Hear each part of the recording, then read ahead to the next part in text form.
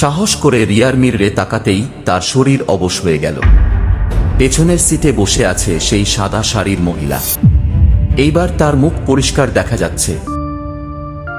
স্বাগত আপনাদের মৃত্যুর পরের কাহিনী চ্যানেলে। চারপাশটা শান্ত, অন্ধকার ঘনিয়ে এসেছে। এবার হেডফোনটা কানে গুঁজে নিন, কারণ আজ আপনাদের শোনাব ওপারের এক হাড়হিম করা গল্প। চলুন প্রবেশ করা যাক এক অজানা দুনিয়ায়। কালীঘাটের রাস্তায় ভয়ঙ্কর ভৌতিক ঘটনা। ট্রাক ড্রাইভারের হাড়হিম করা গল্প। রাত তখন প্রায় 1টা। আকাশে কালো মেঘ জমে আছে। মাঝে মধ্যে বিদ্যুতের ঝলকানি অন্ধকারকে কয়েক সেকেন্ডের জন্য ছিন্ন ভিন্ন করে দিচ্ছে। কলকাতার কালীঘাটের পাশের পুরনো রাস্তা ধরে ট্রাক চালিয়ে যাচ্ছিল অভিজ্ঞ ড্রাইভার রহিম শেখ। 15 বছরের ড্রাইভিং জীবনে রহিম অনেক অদ্ভুত ঘটনা দেখেছে, কিন্তু সেদিন রাতে যা ঘটেছিল তা আজও তার ঘুম কেড়ে নেয়। ট্রাকে ছিল কিছু নির্মাণ সামগ্রী। মাল পৌঁছে দিতে হবে ভোরের আগেই। তাই রাতের অন্ধকারেই যাত্রা শুরু করেছিল সে। রাস্তাটা ছিল অস্বাভাবিকভাবে ফাঁকা। কোনো গাড়ি নেই, কোনো মানুষ নেই, শুধু ট্রাকের ইঞ্জিনের শব্দ আর দূরে কোথাও কুকুরের ডাকে রাতের নিস্তব্ধতা ভাঙছিল। হঠাৎ রহিম দেখতে পেল রাস্তার পাশে সাদা শাড়ি পরা এক মহিলা দাঁড়িয়ে আছে। মাথা নিচু, মুখ দেখা যাচ্ছে না। রহিম প্রথমে ভাবল কোনো বিপদে পড়া মানুষ হবে। সে ট্রাকের গতি কমিয়ে জিজ্ঞেস করল, আপনি ঠিক আছেন? কোনো উত্তর এল না। মহিলাটি ধীরে ধীরে মাথা তুলল, কিন্তু বিদ্যুতের আলোয় রহিম যা দেখল তাতে তার বুক কেঁপে উঠল। মহিলার চোখ দুটো অস্বাভাবিক ফ্যাকাশে, মুখে কোনো অভিব্যক্তি নেই। ভয়ে রহিম আর না থেমে দ্রুত ট্রাক চালিয়ে চলে গেল। কয়েক মিনিট পর সে রিয়ার ভিউ মিররে তাকিয়ে হঠাৎ জমে গেল। ট্রাকের পেছনে সেই একই মহিলা দাঁড়িয়ে। কিন্তু এটা কিভাবে সম্ভব? ট্রাক তো অনেক দূর চলে এসেছে। রহিম ঘাবড়ে গিয়ে ব্রেক চাপল। পেছনে তাকিয়ে দেখল কেউ নেই। সে নিজেকে বুঝিয়ে বলল, হয়তো চোখের ভুল। আবার যাত্রা শুরু করল। কিন্তু কিছু দূর যেতেই ট্রাকের ইঞ্জিন হঠাৎ বন্ধ হয়ে গেল।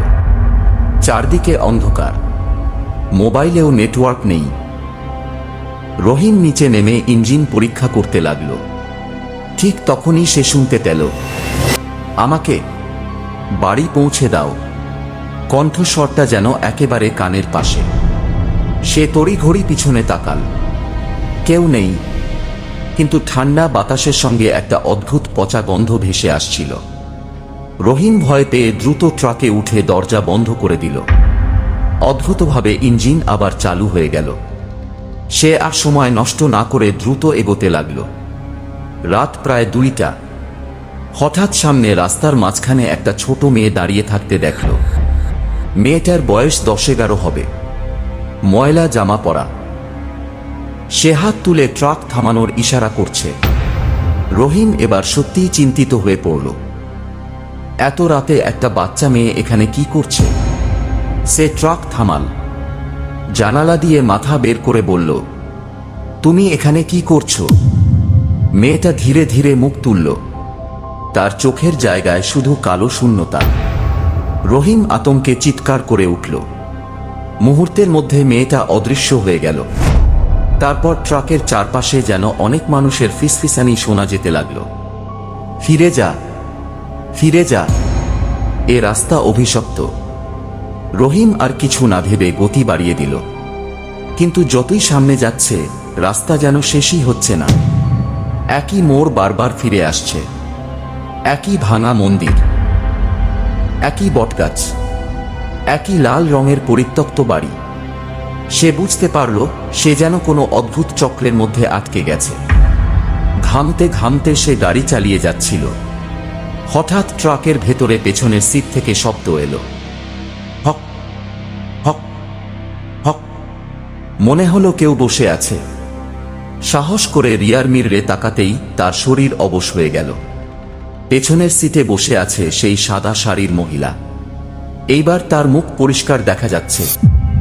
চোখ দুটো রক্তলাল, মুখে ভয়ঙ্কর হাসি।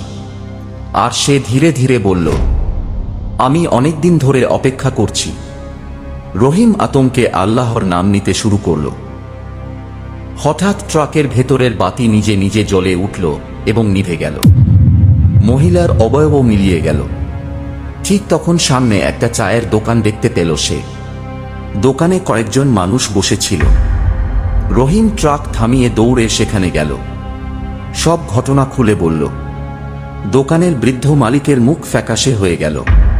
তিনি বললেন, বাবা, তুই যে রাস্তা দিয়ে এসেছিস সেখানে বহু বছর আগে ভয়ঙ্কর দুর্ঘটনা হয়েছিল। এক মহিলা আর তার মেয়ে ট্রাকের ধাক্কায় মারা যায়। লোকজন বলে গভীর রাতে তারা এখনো রাস্তার পাশে দেখা দেয়। রহিমের হাত পা ঠান্ডা হয়ে গেল। সে জিজ্ঞেস করল, তাহলে আমি যাদের দেখেছি? বৃদ্ধ মাথা নেড়ে বললেন, অনেকে দেখেছে। কেউ বিশ্বাস করে, কেউ করে না। সকাল হওয়ার অপেক্ষা করে রহিম আবার রওনা দিল। ভোরের আলো ফুটতেই সে সেই রাস্তা পার হয়ে গেল। কিন্তু গল্প এখানেই শেষ নয়। বাড়ি ফিরে সে ট্রাক পরিষ্কার করছিল। হঠাৎ পেছনের সিটের নিচে একটা পুরনো মেয়েদের চুলের ফিতা দেখতে পেল। সে নিশ্চিত ছিল এই জিনিস আগে সেখানে ছিল না। ফিতার সঙ্গে ভাঁজ করা একটা কাগজও ছিল। কাঁপা হাতে কাগজ খুলতেই দেখা গেল কয়েকটি শব্দ লেখা। আমরা এখনো রাস্তায় অপেক্ষা করছি। সেই ঘটনার পর রহিম আর কখনো রাতের বেলা কালীঘাটের ওই রাস্তা দিয়ে যায়নি।